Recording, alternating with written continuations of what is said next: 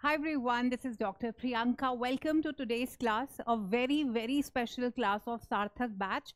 And if you watch this class carefully, I can assure you 10 marks in your pocket for sure. आपका जो paper 1 total कितने marks का होता है? आप सबका जो पेपर 1 होता है वो होता है 100 मार्क्स का। और आज की क्लास की शुरुआत ही मैं आपको ये बता के कर रही हूँ कि अगर आप आज मेरी क्लास जो है वो देख लेते हो ना, तो आपके 10 मार्क्स फॉर श्योर आएंगे। वो सभी students 10 marks for sure. Okay, take it in writing from me, provided आप ये क्लास क्रिस्प है बिल्कुल क्लास, जिसके अंदर मैं आपको टेक्निक्स बताऊंगी और कैसे आपको कॉम्प्रिहेंशन पैसेज अटेम्प्ट करना है और 10 मार्क्स इंश्योर करने हैं कि आपके पैसेज में आएंगे ही आएंगे। ठीक है, तो चलिए शुरुआत करते हैं।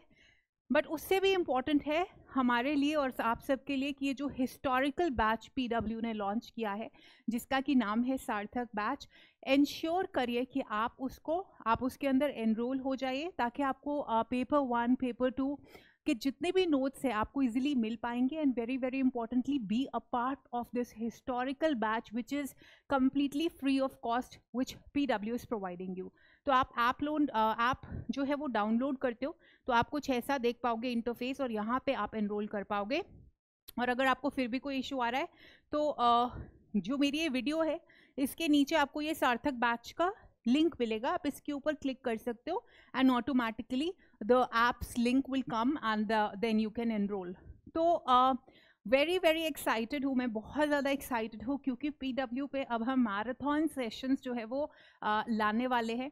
तो आप देख सकते हो Nishan sir, Shubhangini ma'am, Saurabh Puri sir, then we have Amit Chatterjee sir and yours truly. हम अपने रिस्पेक्टिव सब्जेक्ट्स के कॉन्टेक्स्ट में हम आपके लिए बहुत ज़बरदस्त मैराथन्स जो है वो लाने वाले हैं एजुकेशन के सब्जेक्ट्स के। I will be telling you the dates very quickly.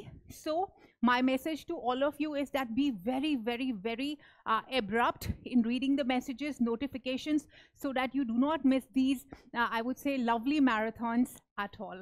तो चलिए स्टूडेंट्स, आज हम क्या करेंगे, मैं आपको बताऊंगी कि क्यों इन कॉम्प्रिहेंशन क्या होती है, क्यों पूछी जाती है हमसे 10 नंबर 100 में से 1/10 हिस्सा जो है, क्यों इस पर्टिकुलर इजी सी चीज़ को जो है वो दिया जाता है, क्यों हम इसे अटेम्प्ट सही से नहीं कर पाते, यानी कि क्या अप्रोचेस होती हैं और हमें कौन सी अप्रोच अपने मुताबिक जो है सिलेक्ट करनी है। एंड ऑफ कोर्स मैं आपके साथ एक पैसेज की प्रैक्टिस भी करूंगी। तो सबसे पहले लेट अस स्टार्ट कि कॉम्प्रिहेंशन जो है वो है क्या। देखिए, कॉम्प्रिहेंशन में होता ये है कि आपका 3rd यूनिट है ये पेपर 1 का, और कॉम्प्रिहेंशन का मतलब ही आता है कॉम्प्रिहेंड करना। कॉम्प्रिहेंड का मतलब होता है अंडरस्टैंड करना, इन डेप्थ अंडरस्टैंडिंग, ये नहीं कि सुपरफिशियल लेवल पे अंडरस्टैंड करना। जैसे कि फॉर एग्जांपल स्टूडेंट्स, आप में से कितने स्टूडेंट्स हैं who will be listening to my class, right? When I say the word listening, it's really understanding it, and there will be others who will be like superficial, that's over hearing, overtly hearing जिसको कहते हैं। तो यहाँ पे जब आप higher education के अंदर आते हो तो नॉर्मल सी चीज़ है कि आपको स्कूल एजुकेशन के कॉन्सेप्ट्स तो कराए नहीं जा रहे, आपको research based, aptitude based, complex subjects जो होते हैं आपके, उनसे रिलेटेड कॉन्सेप्ट्स जो है वो पढ़ने होते हैं। आपको डिफरेंट जो भी सिचुएशंस हैं या न्यू कॉन्सेप्ट्स आ रहे हैं related to our education system और whatever your subjects are और researches, you have to update yourself accordingly. और कुछ भी बिल्कुल ईजी या जिसको कहते हैं साधारण भाषा में नहीं होता है, आपको रियल मीनिंग जो है वो फाइंड आउट करना पड़ता है।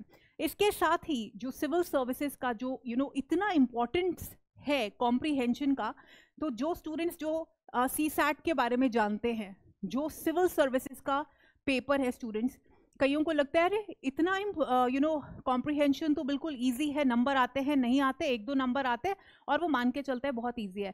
आपको मैं बताती हूँ, CSAT का पेपर जो कि सिविल सर्विस एप्टीट्यूड का पेपर है, उसके अंदर स्टूडेंट्स 60 to 70% क्वेश्चंस जो होते हैं वो पैसेज बेस्ड होते हैं। Questions are passage based. तो ये इंपॉर्टेंट है, क्यों आपको पैसेज वो पूछी जा रहे हैं, सिंपल सिंपल है। तो पैसेज बेस्ड क्वेश्चंस इसलिए पूछ रहे हैं क्योंकि वो देखना चाहते हैं कि आपकी अंडरस्टैंडिंग कितनी है। आप बस हियर करके या ओवरटली रीड तो नहीं कर रहे हो, स्किम स्कैन तो नहीं कर रहे हो ऊपर ऊपर चीज़ों को। अगर आपने स्किम स्कैन भी किया है तो क्या आपका इसका रियल मीनिंग रियल मीनिंग आपने गैदर किया है या नहीं किया है।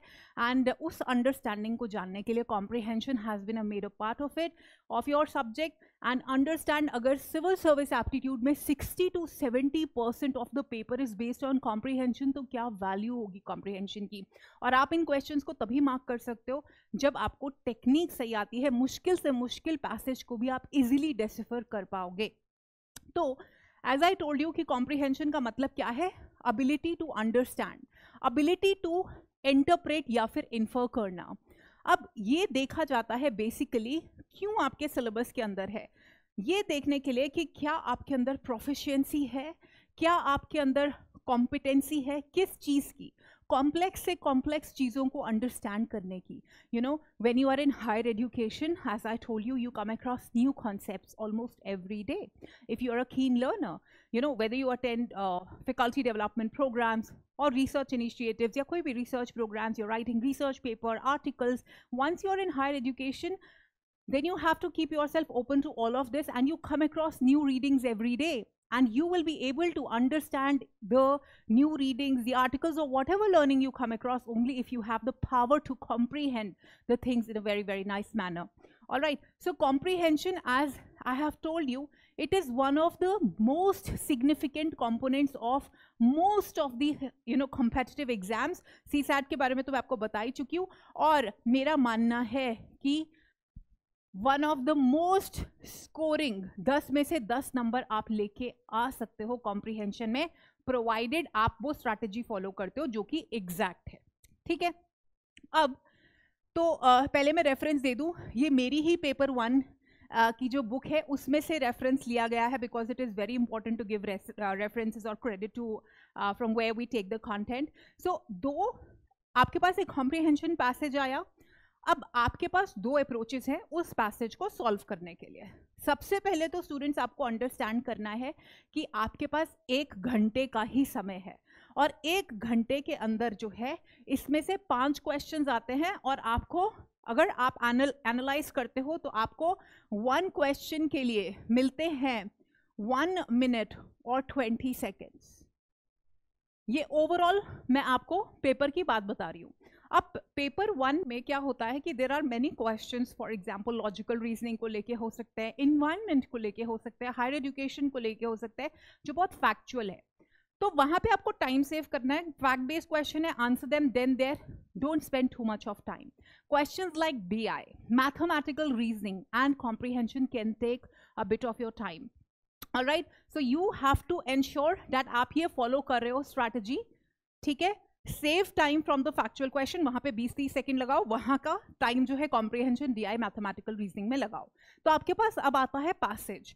सो मोस्ट इंपॉर्टेंटली स्टूडेंट्स, होता क्या है, क्योंकि टाइम का प्रेशर होता है, एग्जाम का प्रेशर होता है, 80 to 90% of the students passage पढ़ने से पहले ये धारणा अपने मन में बना के रख लेते हैं, अरे ये पक्का मुश्किल पूछा गया होगा और अब मैं इसको आंसर कैसे करूंगा या कैसे करूंगी, पक्का डिफिकल्ट है पैसेज।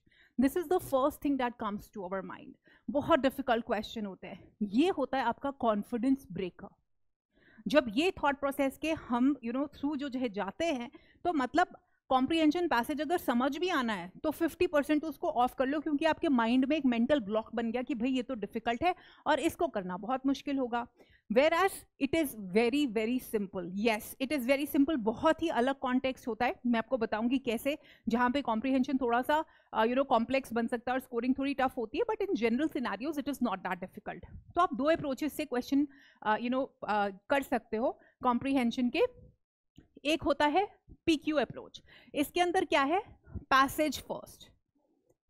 पैसेज फर्स्ट मतलब आपके पास पैसेज आया, आप पैसेज को फर्स्ट रीड करोगे और पैसेज आया उसके बाद क्यू, यानी उसके बाद आप क्वेश्चंस को जो है वो पढ़ोगे।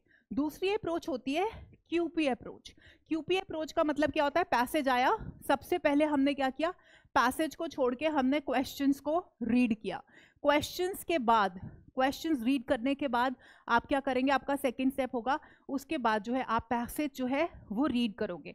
तो इसमें हर एक स्टूडेंट की एक अलग अलग टेक्निक होती है। कई एक क्वेश्चन पढ़ते हैं टाइम सेव करने के लिए, फिर उसका आंसर जो है वो लोकेट करते हैं पैसेज में, फिर सेकंड क्वेश्चन पे जाते हैं, फिर पैसेज पे जाते हैं, फिर थर्ड पे, और मोस्ट ऑफ द स्टूडेंट्स जो है वो ये अप्रोच जो है वो फॉलो करते हैं। मैं थोड़ा सा ट्रेडिशनल अप्रोच जो है वो फॉलो करती हूँ, और मैं बिलीव करती हूँ कि if it suits your aptitude you should also follow that, and that is PQ approach. PQ approach में क्या होता है, सबसे पहले ना आपको स्किमिंग स्कैनिंग करनी है। स्किमिंग स्कैनिंग का मतलब होता है जैसे न्यूज़पेपर हम वी गो थ्रू, ऊपर ऊपर से एक एक पॉइंटर तो नहीं अच्छे से पढ़ते until and unless you are a civil service aptitude aspirant, civil service aspirant, right? तो आप क्या करते हो, स्किम स्कैन करते हो। तो आपके पास दो चीज़ें, या तो आप पैसेज को स्किम स्कैन करके आप उसका जो बेसिक आइडिया है वो आपको थोड़ा सा पता चल जाए, नंबर 1। नंबर 2 होता है कि आप थोड़ा सा इन डेप्थ पढ़ रहे हो, और आपके पास जो पहला क्वेश्चन जब भी आप पैसेज पढ़ो वो ये होना चाहिए कि भाई ये जो ऑथर हैं ये कहना क्या चाहते हैं, What does he want to say। जब भी आप पैसेज पढ़ो ना, तो ये सब मैं आपको बता रही हूँ किस तरह के क्वेश्चंस पूछे जाते हैं, ठीक है। रेफरेंस आपको ऑलरेडी बता चुकी हूँ, मेरी किताब का है। तो जब भी आप पैसेज रीड करो, whenever you are reading a passage, passage पढ़ने के बाद ना आपके दिमाग में क्वेश्चन बहुत क्लियर, इस क्वेश्चन का आंसर बहुत क्लियर होना चाहिए कि what does the examiner wishes to convey। मतलब आप ये नहीं आपके दिमाग में आ रहा कि क्वेश्चंस को आंसर करना है, क्वेश्चन को आंसर करना है, नहीं। रीड करो पैसेज को और फाइंड आउट करो कि भाई साहब या बहन जी जिन्होंने भी ये मैम सर जिन्होंने भी ये दिया है हमें पैसेज, ये क्या कन्वे करना चाहते हैं। कोई आपसे बातचीत करता है तो उसका मुद्दा होता है ना, तो वो मुद्दा फाइंड आउट करना है कि व्हाट डज ही और शी वांट टू कन्वे। अब आपका ये क्लियर हो गया, उसके बाद आप क्वेश्चंस के आंसर्स जो है अटेम्प्ट करोगे, वो मैं आपको पैसेज में अभी एक्सरसाइज करवाऊंगी। बट उससे पहले मैं आपको बताती हूं कि कौन से तरह के क्वेश्चंस पैसेज से जनरली पूछे जाते हैं। सबसे पहले तरह का जो क्वेश्चंस पूछे जाते हैं वो होते हैं डायरेक्ट और एक्सप्लिसिट, जिसके अंदर QP अप्रोच बेस्ट होती है ना।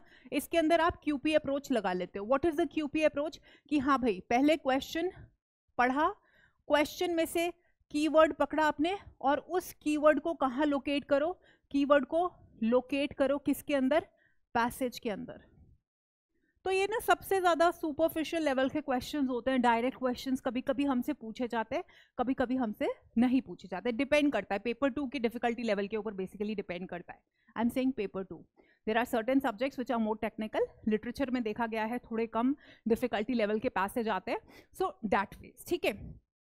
तो डायरेक्ट मतलब स्ट्रेट अवे कोई फैक्ट दिया हुआ है या कोई लाइन दी है और उससे रिलेटेड आपको क्वेश्चन दिया है, तो ऐसे को डायरेक्ट क्वेश्चन कहते हैं, जिसका कि आप कंप्लीट बिल्कुल सरल आपको लाइन के अंदर पैसेज में आंसर मिल जाएगा।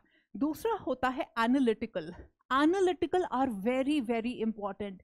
इनफैक्ट एनालिटिकल की वजह से ही और प्रॉब्लम सॉल्विंग की वजह से ही वेरी इंपॉर्टेंट ये कॉम्प्रीहेंशंस हमको दी जाती हैं, ये देखने के लिए कि क्या जो हमें इंफॉर्मेशन दी गई है क्या हम उसे इंटरप्रेट कर पा रहे हैं सही ढंग से।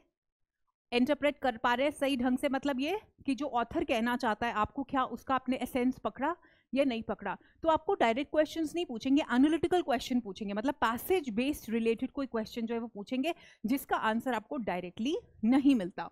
दूसरे इसी से रिलेटेड होते हैं प्रॉब्लम सॉल्विंग। आपको पता है प्रॉब्लम सॉल्विंग जो है क्रिएशन के साथ साथ, यहाँ पे क्रिएटिंग को हटा दीजिए, this is one of the higher order thinking skills. जब भी आप हायर एजुकेशन में आ रहे हो तो higher order thinking skills, analytical skills, ये सारे के सारे आपके बिल्कुल क्लियर हो जाओ। कोई आपसे डायरेक्ट क्वेश्चन नहीं पूछना चाहता है, सबको पता है, बच्चा भी कर लेगा। जो मेन तरह के क्वेश्चंस वो पूछना चाहते हैं वो है एनालिटिकल क्वेश्चंस और प्रॉब्लम सॉल्विंग, क्योंकि हायर एजुकेशन में जब आप हायर लेवल पे पहुंचते हो तो यही स्किल सबसे ज़्यादा इस्तेमाल होती हैं।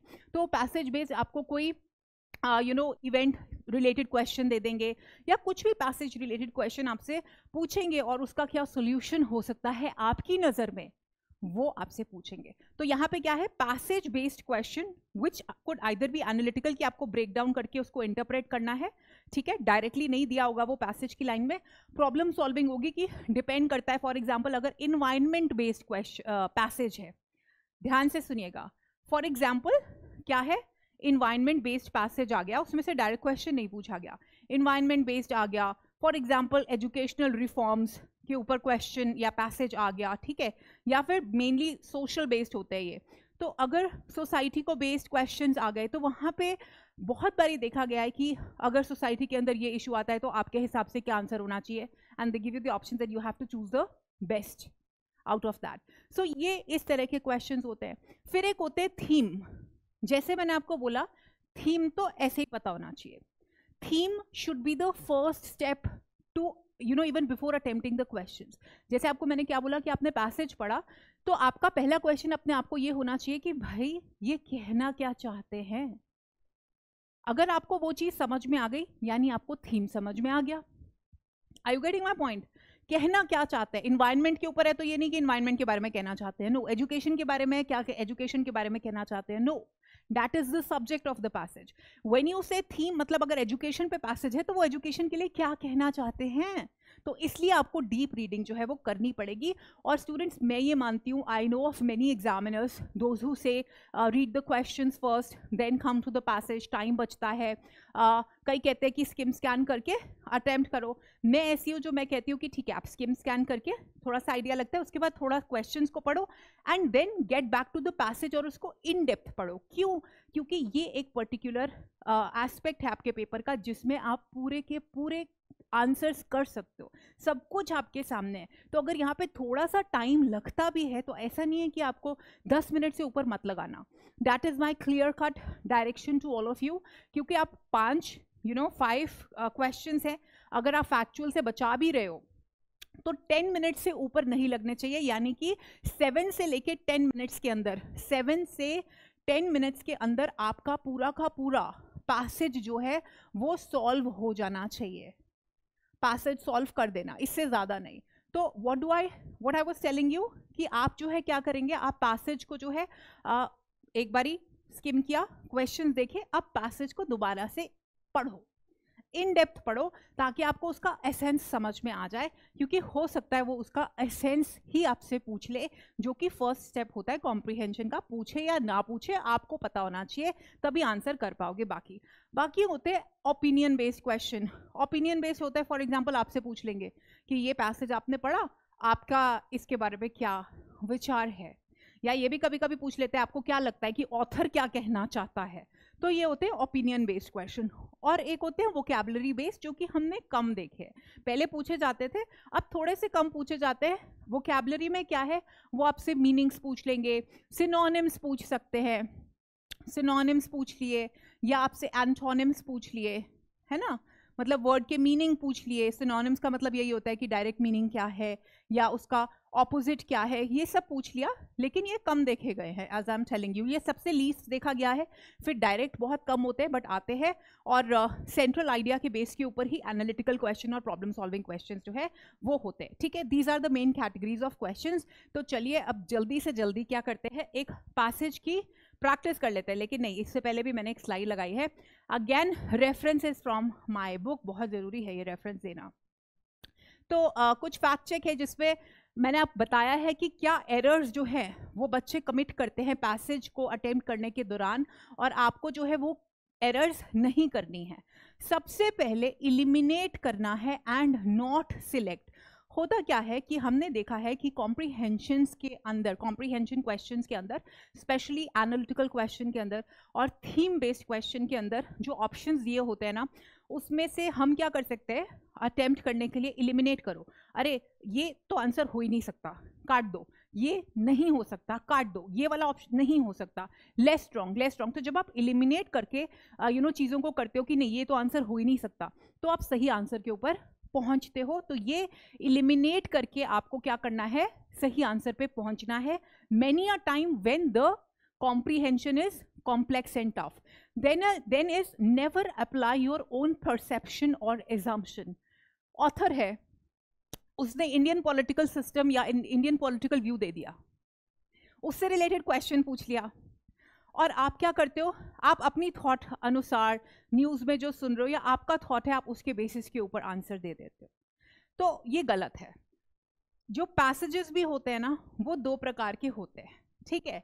अब आपको बताती हूँ, एक पैसेज होता है अगेन जो फैक्ट है उसको रिप्रेजेंट करता है। For example national education policy 2020 के ऊपर पैसेज आ गया, NEP 2020 में ये चीज़ें बोली गई हैं, ये चीज़ें बोली गई हैं, तो इसको आप क्या बोलोगे, फैक्ट बेस्ड बोलोगे, ठीक है। अब दूसरे प्रकार का पैसेज जो है वो कैसे आ सकता है, अगेन वो NEP 2020 पे ही आएगा, अगर आया तो। अब वो क्या है, वो फैक्ट बेस्ड नहीं होगा, वो होगा ओपिनियन बेस्ड। अब आप बोलोगे कैसे ओपिनियन बेस्ड, क्योंकि उसके अंदर आप देखोगे कि जो ऑथर है वो अपना पर्सपेक्टिव, ऑथर्स पर्सपेक्टिव, यानी कि प्रियंका शर्मा अगर बोलना शुरू कर दे मैम कि NEP 2020 में मल्टीपल एग्जिट एंट्री सिस्टम जो है वो गलत है।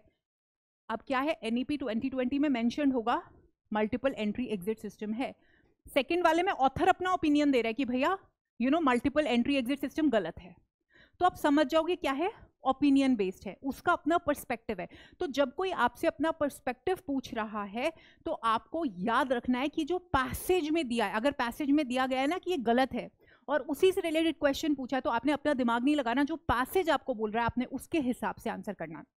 तो remember, you are not going to apply your cognition or metacognition over here stringently.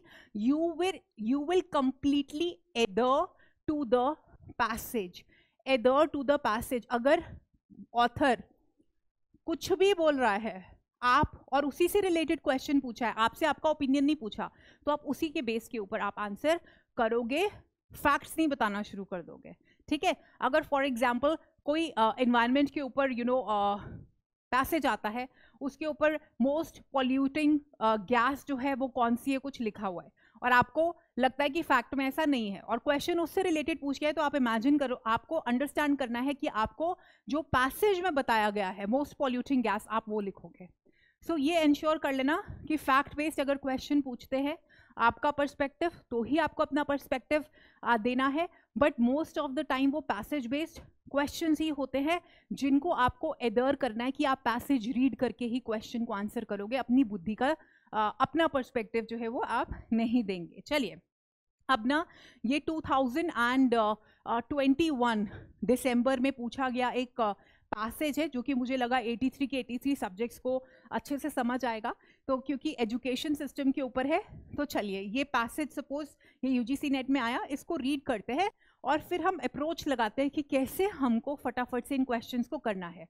So very quickly, passage क्या कह रहा है, पैसेज बोल रहा है one of the major weakness of the existing educational system is that it places an almost exhaustive reliance on full-time instruction and does not develop adequately the two alternative channels of part-time and private study or own-time education। अब यहाँ से आपको क्या समझ में आ गया कि जो ऑथर है वो कंप्लेन कर रहा है। ऑथर क्या कंप्लेन कर रहा है कि भाई हम क्या कर रहे हैं, हम बहुत ज़्यादा फुल टाइम इंस्ट्रक्शन यानी स्कूल एजुकेशन या कॉलेज में रेगुलर जो एजुकेशन होती है उसके ऊपर हम ज़्यादा फोकस करते हैं, और ये जो टू ऑल्टरनेटिव चैनल्स हैं, कौन से, private study, part time education, own time education के ऊपर हम क्या कर रहे हैं, हम लेस फोकस करते हैं। तो उसने पहली ही स्टेटमेंट में अपना बयान जो है वो दे दिया।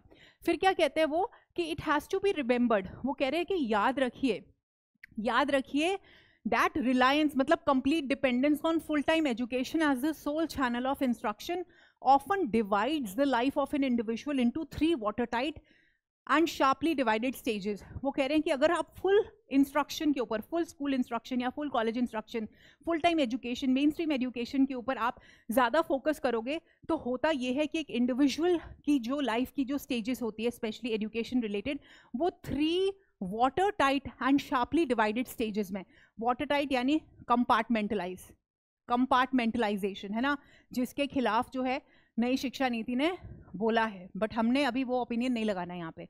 वो सिर्फ ये कह रहा है कि डिवाइड कर दिया जाता है किसके अंदर, pre school stage of non formal education और work, school stage of full time education and post school stage of full time work and no education. वो कह रहा है कि अगर आप ऐसे करते हो तो क्या हो जाता है, एक प्री स्कूल स्टेज होती है जिसके अंदर बच्चा नॉन फॉर्मल एजुकेशन लेता है, या अगर वो एजुकेशन नहीं ले रहा है तो वर्क करता है।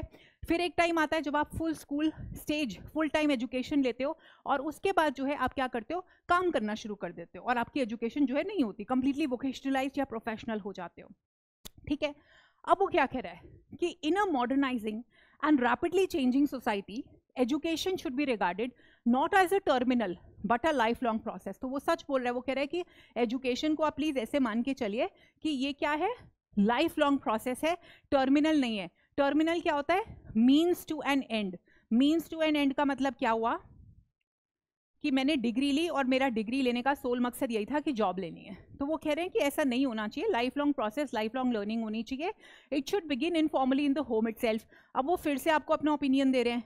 वो क्या अपना ओपिनियन दे रहे हैं, वो कह रहे हैं कि एक बच्चे का जो एजुकेशन है वो इनफॉर्मली इन द होम होना शुरू हो जाता है। And thereafter it should be the ultimate objective of the national policy to strive to bring every individual under the influence of the formal system of education as early as possible and to keep him under it directly or indirectly throughout his life।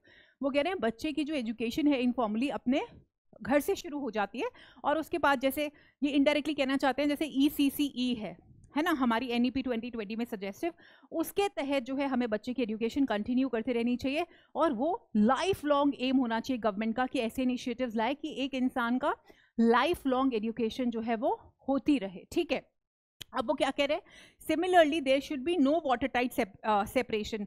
Water tight separation की बात इन्होंने पहले भी की थी। ठीक है, there should be no water tight separation between work and education, जिसमें कोठारी कमीशन ने भी बात की थी, delinking jobs and degrees, right.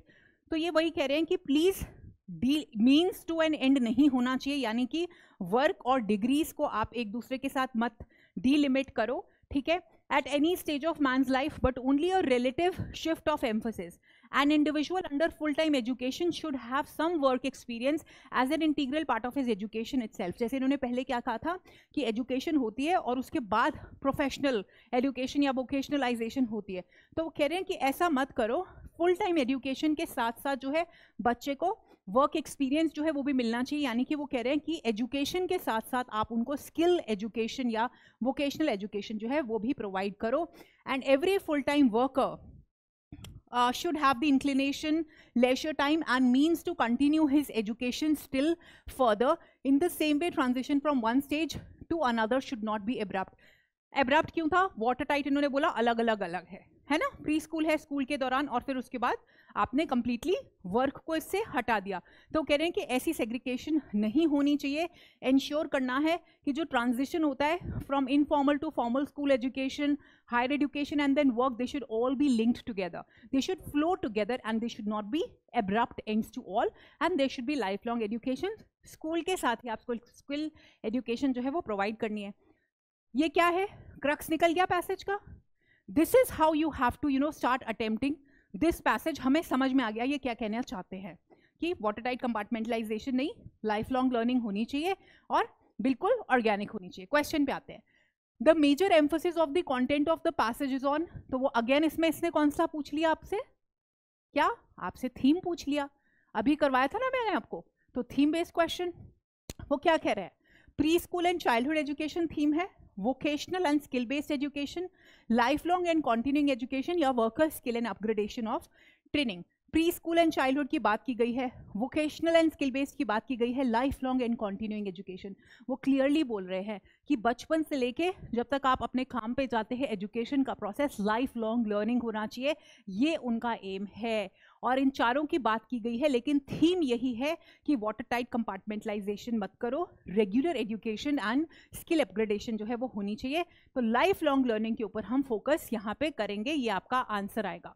फिर which alternatives to full time education are suggested in this passage। इन्होंने क्या कहा कि आप एकदम full time stringent educational rules बनाते हैं, बच्चे को फुल टाइम स्कूल जाना है, कॉलेज जाना है, तो उसके इन्होंने कौन से ऑल्टरनेटिव्स बताए। both school based and private study, regular evening and night classes, evening classes and personal self study, half day school and half day work। तो जहां तक मैं देख पा रही हूं ये हमने पैसेज के शुरुआत में पढ़ा था। तो देखिए क्या बोल रहा है, both school based and private study, regular evening and night classes, ऐसी बात नहीं की गई है इन्होंने। Half day school half day work, ऐसा भी नहीं बोला इन्होंने, है ना। Both school based and private study, evening classes and personal self study, इन दोनों ऑप्शंस में से क्या करना है हमें, स्ट्रॉन्गर चूज करना है या एलिमिनेट करना है वीकेस्ट।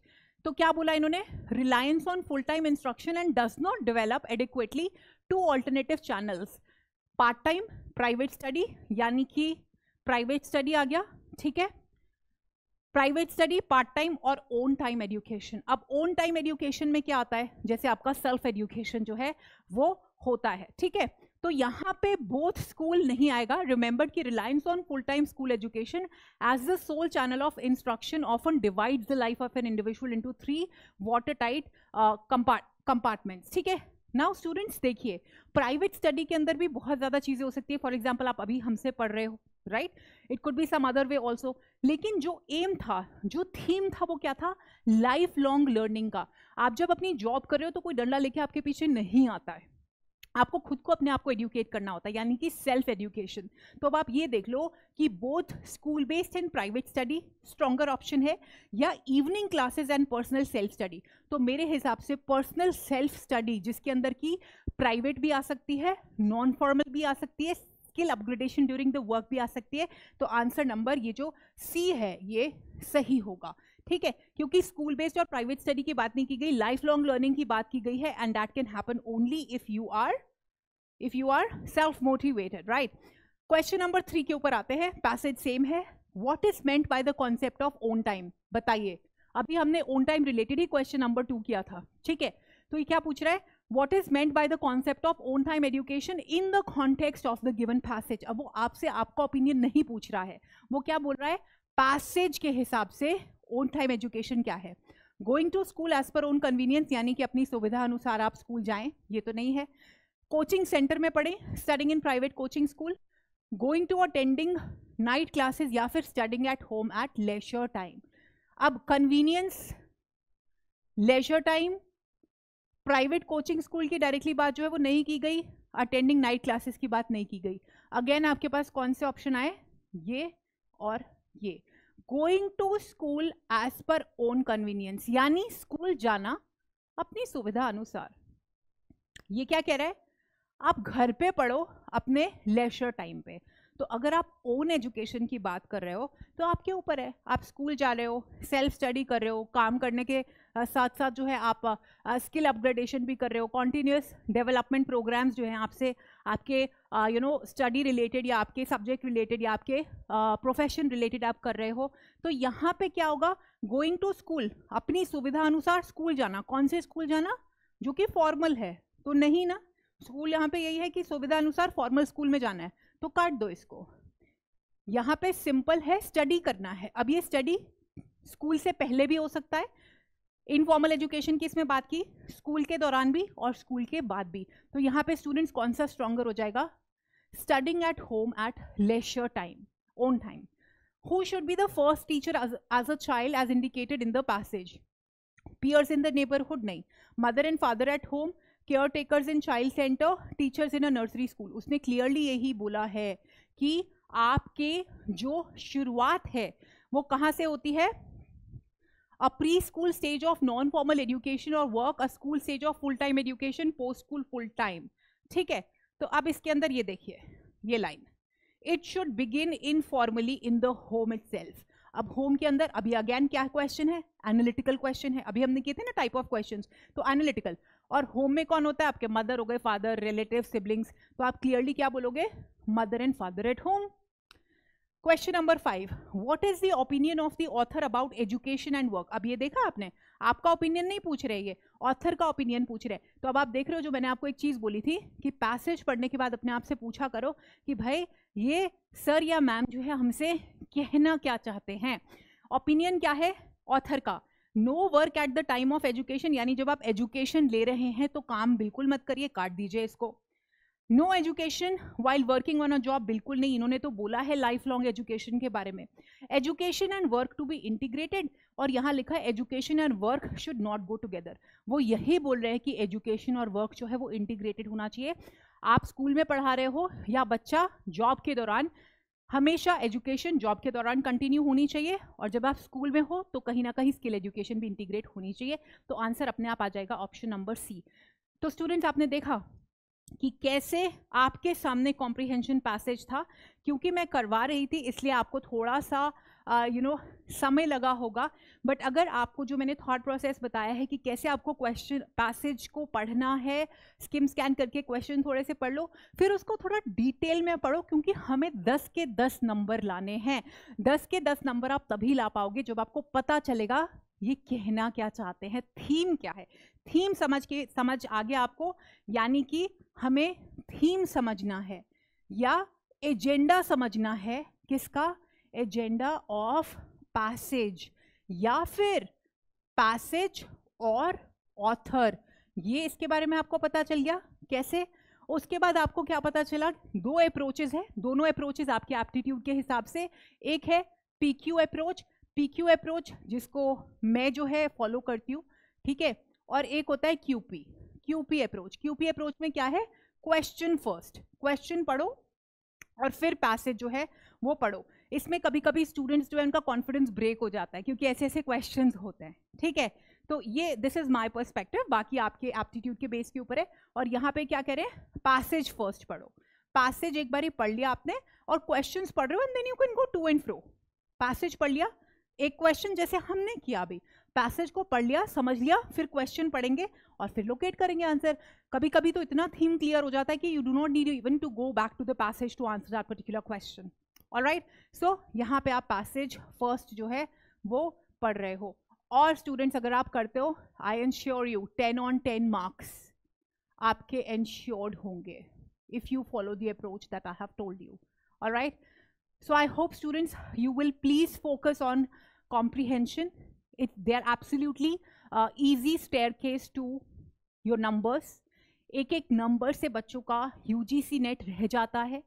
हमने देखा है स्टूडेंट्स जिनके पेपर 2 में बहुत अच्छे नंबर आते हैं लेकिन पेपर 1 में 40% भी स्कोर नहीं कर पाते, and that is the reason why उनकी सिलेक्शन नहीं होती। तो ऐसे में जब एक एक नंबर मैटर करता है तो आप समझ सकते हो कि 10 नंबर आपके यानी 10% आपके पॉकेट में हो सकता है इतने इजी सब्जेक्ट में, provided your approach is correct. So students, I hope you enjoyed the class. I did very much, and I really want you all to remember me when you will be attempting the passage. Number 1, confidence break नहीं होने देना, क्योंकि जब भी passage पढ़ोगे समझ के पढ़ना कि भाई कुछ ना कुछ तो challenging इसने दिया है। You're already prepared, so you will not let it break your confidence. And number 2, raw agent बनना है। पता है ना रॉ एजेंट क्या होता है? IB agent, raw research and analysis wing, कि भाई हम पता करते हैं कि तुम कहना क्या चाहते हो, तुम्हारा थीम जो है हम फाइंड आउट कर लेते हैं कि what you want to convey to us. Once आप उस ऑथर के शूज में आ गए, this is a saying in English, okay, this is a phrase, when you get into their shoes you completely know, आप उनका एक्सरे कर पाते हो, और उस एक्सरे को जब आप कर पाते हो तो आप आंसर्स क्लियरली कर सकते हो, प्रोवाइडेड दिस बहुत ही ज़्यादा कोई टफ क्वेश्चन या out of the context question जो है वो ना पूछ लें। Okay, so wish you all the very best. अच्छे से पेपर को करना and come out successful. Take care everyone, I will see you all very very soon. Bye bye.